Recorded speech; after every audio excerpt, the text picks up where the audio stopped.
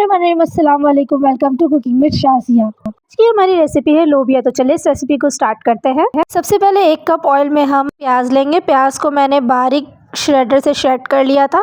जब प्याज सुनहरी हो जाए तो इसमें हम टमाटर डालेंगे। टमाटर को भी मैंने श्रेड कर लिया था। इसके बाद अब जब टमाटर थोड़ा सा पक जाए तो अब हम इसमें शामिल कर देंगे लहसुन और अदरक का पेस्ट।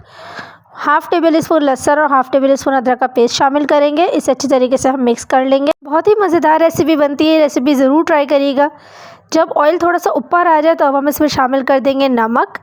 यहाँ पर मैंने 1 टेबल स्पून नमक शामिल किया है और साथ में शामिल कर दूंगी कुटी मिर्च half table spoon. Half tea spoon मैंने हल्दी शामिल की है।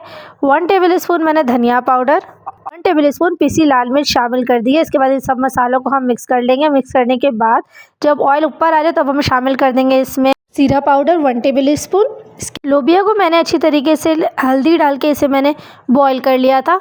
आप देख सकते हैं। अब हम इसमें लोबिया ऐड कर देंगे। लोबिया ऐड करने के बाद अच्छे तरीके से हम मिक्स कर लेंगे और मिक्स करने के बाद अब हम इसमें शामिल कर देंगे पानी। यहाँ पर मैंने 2 कप पानी ऐड किया है।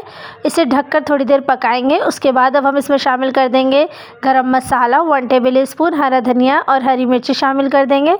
इसके बाद अच्छी तरीके से इसे मिक्स कर लेंगे और इसे हम 15 से 20 मिनट के लिए दम पर पकाएंगे। अब आप देख सकते हैं कि सालन बिल्कुल रेडी हो चुका है।